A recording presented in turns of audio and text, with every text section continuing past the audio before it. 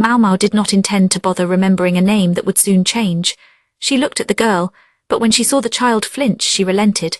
A person is very rarely born without skin color. Their skin and hair are both white. Their eyes look red because you can see the blood inside them. We call them albinos. It happened with animals too. White snakes and foxes were considered auspicious and venerated as gods. But what about people? Maomao had heard of a far land. In this land, albino children were said to be panaceas and were sometimes eaten. She did not give the story any credence, though. Maomao's old man, Liu Men, had told her that white hair and skin represented nothing more than a lack of coloration. Otherwise, albinos were the same as anyone else. Once, just one time, Maomao had caught a white snake. It was one of the strangest creatures she had ever encountered. As for the albino woman, it seemed fascination with her had led people to treat her as immortal. People considered her a good sign rather than a bad one. Those pompous people will get tired of her soon enough, Joker said. I do not know, Maomao replied, sticking out her other leg. They claim she really can use immortal arts. That made Maomao raise an eyebrow. According to Maomao's story, this woman could read people's minds and transform metals. It sounded as preposterous as anything Maomao had ever heard. However, fools and their money were soon parted, especially fools with a lot of money. The immortal had started in a small exhibition space. Now she was renting out the capital's biggest theatre. She put on only one show each night. The wealthy men who usually visited the pleasure quarter were now lining up to see her instead. The ladies here might well complain. When one of their customers finally showed up after a long absence, all he could talk about was the unearthly beauty of this female immortal and her incredible powers. It was hardly the stuff to light the fires of romance. The 20% drop in the brothel's income was enough to make the madam smack her pipe on whatever was nearby. The middle-class courtesans were seeing as many customers as ever, but the Verdigris house was a high-class brothel. Its success depended on attracting the best customers. Who needs to see a show more than once? Maomao muttered. She'd intended the remark for herself, but Ukyo, the chief manservant, replied, "Oh, you would be surprised." Ukyo, a man of about 40, had been very busy recently looking after both Chu Yu and Seizan. He seemed to have finally caught his breath as the lanterns rose for the night. He was eating a large meat bun instead of a late lunch. Maomao offered him some tea, brewed from leftover leaves. He said thank you and took a sip to help wash down his food. You know about Lion Shu, right? You're bringing this up now. Lion Shu was an art that sought to help a person achieve a state of immortality. It had been enough to make Maomao's eyes sparkle when her old man told her about it. However, he had quickly added that she must never attempt it. It might be a somewhat questionable practice. You are saying she pretends to have the power of immortality. Perhaps. She has that unusual appearance, and people say she can read minds. The great and powerful might arrive skeptical, but when this woman told them what they were thinking, how must they feel? Feeling like a fool could become faith. That faith might convince people that an elixir of immortality really existed. But if that isn't the most foolish thing I have ever heard, Maomao knew someone who, after many attempts to create an elixir of immortality, had succeeded in making a resurrection drug. It was quite an achievement for a physician, but the side effects still left much to be desired. Maomao clenched her fists. She knew it was pointless to wish that physician were here. However, if he were, he might have been able to give them a better idea of how to prevent damage from the plague of insects. The disaster had not yet arrived. If they could act now, they might be able to change things. Jinshi and those close to him were busy thinking of possible ways to prevent it. However, most of the nation's important people did not take the matter very seriously. Maomao wondered about this woman's supposed abilities. So what? She claims to have an elixir of immortality, and that is how she attracts customers. No idea, Ukyo said. I just got word of what the big wig's bodyguards were saying. He stuffed the rest of his meat bun into his mouth, washing it down with the rest of the tea. It was time to go light the lanterns. If you are so curious, why don't you go see the show? Do you think I would pay that much to see something so small? Beg someone to take you then. He winked in a friendly way and left. Beg who? Maomao thought, grunting with disgust. Not many people have that much time. Several days later, Maomao received an unexpected visitor. Of all the people I thought might show up, I never imagined him, Ukko said, scratching his chin. He visited the verdigris house frequently these days to look after the children. He had barely brought the visitor to Maomao when he disappeared again. Yes, of all the people, Maomao said. I would thank you to be a little more polite, the visitor huffed. He was a small man with round spectacles. The spectacles framed his sharp, fox-like eyes. He carried an abacus. His name was Lahan, yes, of the La clan. He was the nephew and adopted son of the eccentric strategist. He had come to invite Maomao to see the infamous show. He even had some friends to come with them. I didn't know you had any interest in entertainment, said Maomao. She had produced tepid tea steeped from some leftover leaves, purely for form's sake. When all the world seems interested, how could I not be intrigued? Lahan slid his glasses up his nose pointedly. Beside him stood a man Maomao didn't recognize. He was smiling broadly. He was likely not yet 30 years old. He had delicate features and a composed expression. Maomao gave him a quick but polite nod before returning to her conversation with Lahan. They say this albino woman is quite beautiful, he remarked. Maomao knew that Lahan had no special interest in beautiful things. He claimed to see beauty in the form of numbers, unlike ordinary men. He was evidently the adopted son of an eccentric and rather unusual himself. And you are inviting me, why? Don't tell me it doesn't interest you. He was right about that at least. But what did Lahan hope to gain by bringing her along? Maomao glanced around. If you are worried about my father, he is not here. And he will not be there. You mean it? Maomao would not have been surprised if Lahan used her as a sacrificial lamb to curry favor with the eccentric strategist. I mean it. However, one of his subordinates is with us. Lahan indicated the man beside him. Maomao scowled before she could stop herself. Don't look at me like that, the young man said, sounding wounded. Lackey was about to say the name, but with one look at Maomao's face he quickly covered it with a cough. Ahem, may I refer to him as the strategist? Maomao's expression became more pleasant to look at and the man breathed a sigh of relief. I am the strategist's subordinate. My name is Rikyusen. Maomao, she said after a moment. Yes, I have heard of you. Maomao gave Lahan a good hard stare. Why wasn't the eccentric here himself? Why send someone in his place? The frizzy-haired, bespectacled man spread his arms helplessly. It doesn't look like my father will be leaving his house for a while. It didn't seem like this fact made his life easy. That remark sounded significant, but Maomao didn't foresee anything good coming of pursuing it. I still don't know why you're inviting me along. Lahan never did anything without calculating the potential benefit. He was the only person Maomao knew who could give the old madam a run for her money when it came to sheer miserliness. There are going to be some dealings with the West coming up. He continued, we were thinking of asking this troupe to perform for them. Keep going, Maomao said. There will be women among the delegation, you see. He thought it would be wise to get a woman's perspective on the performance. Bullshit, Maomao shot back. Yes, Rikyusen was there, but she did not care. She had no intention of minding her manners just because one of the strategist's lackeys was around. Lahan spread his hands again, more deliberately this time. Frankly, the gesture was annoying. She suspected he had only given her that excuse to see if she would call his bluff. Suddenly, Rikyusen broke in. He said, actually, he looked uneasy. He was anxious, even. He wasn't sure how to explain himself. My superior, the strategist, let slip that he is indeed curious about that. It's that simple. Rikyusen, motivated by what had apparently been a passing remark, had begun to investigate this troupe of entertainers. He found no basis for what the strategist had said, unless it was the man's own vaguely supernatural instincts. He said, but I did hear a rumor about them that made me wonder, and then with a look of wonder, he proceeded to relate the story he'd heard. Maomao thought, I hope this doesn't turn out to be more trouble, as she pulled on a cotton-padded jacket. It was an excellent item she'd gotten for free at the clothing shop. The colour was brighter than she typically liked, but she wasn't going to refuse free clothes. She certainly wasn't going to fail to use them either. Feeling suitably warm, she went outside to the waiting carriage. It was already dark, and snowflakes drifted down from the sky.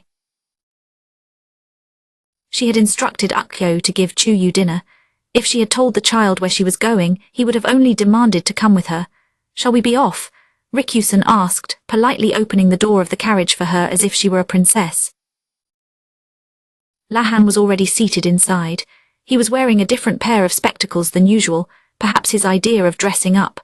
Rikyusen sat down beside him, and then the driver cracked the reins. The theatre where the alleged mystic was performing was on the eastern edge of the central part of the capital. This area was the poshest part of the city, near the high-class residences. Every corner of the city bristled with shops, but this building was usually used by performing theatre troupes. It was most unusual for a single woman, even a supposed immortal, to put on a show by herself. She seems to be one popular mystic, Maomao thought. When they disembarked from the carriage, a whole crowd of people was already lining up. A man was collecting coins and guiding customers inside. The woman was called Pai Nyingyang, which meant the White Lady because of how she looked. It was a quite grand name for someone who simply performed. "What is this about?" Maomao asked, even though she hadn't meant to speak aloud. All of the patrons were dressed in finery. Most of them had covered their faces with veils or with weird masks. Only a few went without coverings. Lahan covered Maomao's head with a veil that was pleasant to the touch. Then he, Rikyusen, and the brawny man serving as their bodyguard all put on masks. The masks hid half of their faces. "It's the done thing," Lahan explained. "Things go much better when you have a small gift. It gives you an excuse to pretend you do not recognize anyone. This means some of the wealthy and important people attending this show might overindulge a little. Or perhaps this was part of what made the carnival atmosphere so appealing. It was the chance to surrender to a sense of the uncanny. She must have sponsors, Maomao thought when she saw the cost of the tickets. It would be tough to rent out such a fine theatre at these prices. Most full theatrical shows had sponsors. A one-person show by a travelling performer needed them even more.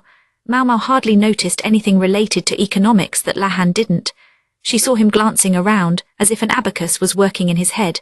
Inside there was a stage. A couple dozen tables were set up in front of it. The ceiling was vaulted, offering a decent view from the second floor.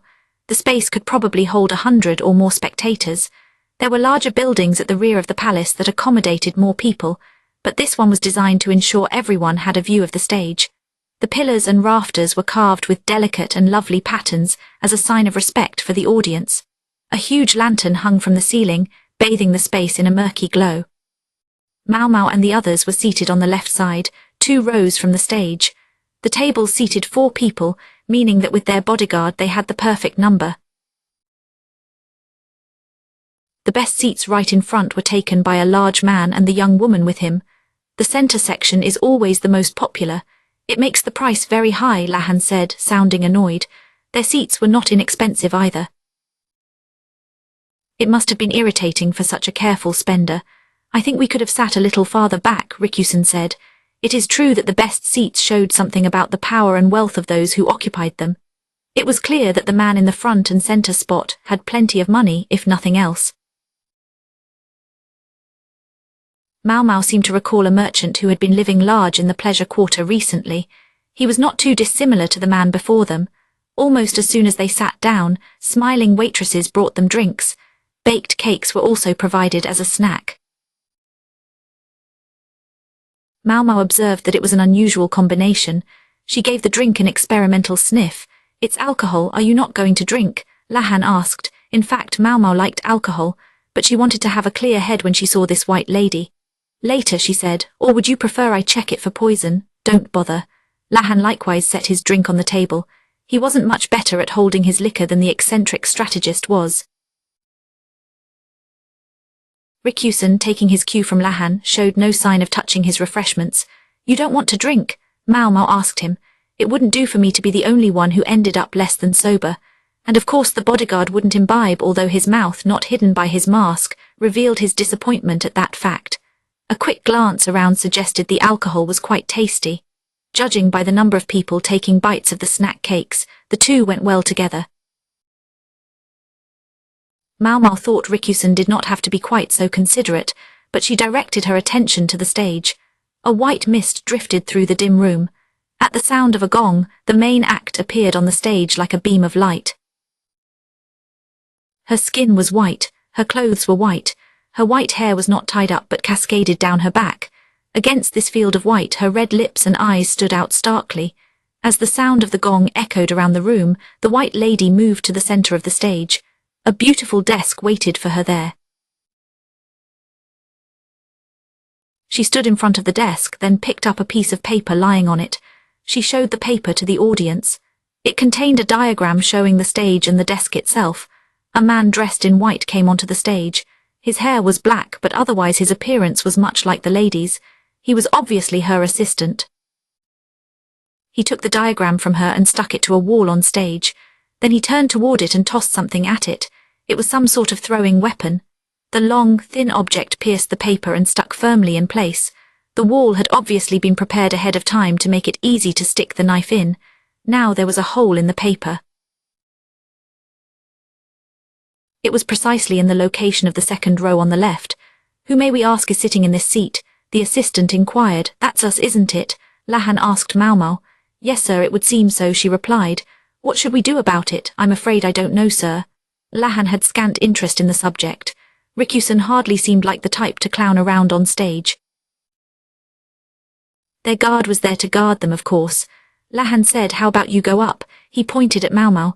"It's a perfect chance to see her at work up close." Maomao was quiet for a moment, wondering what she should do. She decided this was an opportunity she couldn't miss. "I'll be back in a few minutes then," she said, and walked up on stage. The white lady seemed even more brilliant under the flickering light of the lantern. Her skin was so pale that the veins were visible beneath it. This was clearly not someone simply pretending to be albino by dusting themselves with powder. "Please write down a number." "Any number," she said. Her voice was barely audible. The man beside her repeated the instruction loudly enough for the entire theatre to hear. The lady continued, "Please do not let me see what you write. Fold up the paper when you are done, making it small enough that no one can see what is on it." Then she and her assistant both turned their backs on Maomao. Maomao took the brush that was provided and began to write. It was already loaded with ink, so much that it was almost difficult to write with. The slightly unpleasant feeling of the ink suggested they had not gone out of their way to get particularly high-quality writing implements. There was a pad on the desk to keep the ink from soaking through. Maomao thought they did not need to make the ink so tacky. It felt almost gritty, just one of those strange things that bothered her. When she had written a number, she folded the paper up and said, "I am done." The white lady and her assistant turned back around. The man moved the desk off stage. He replaced it with something brought in on a clattering cart. It looked like a box with a collection of strange cylinders shoved into the bottom. There were 100 cylinders, arranged in 10 rows and 10 columns. The white lady said, "May I ask you to push the paper into one of those tubes?" Then she and the man turned around again. Maomao did not think that was really necessary. The tubes were not visible from the stage or the spectator seats.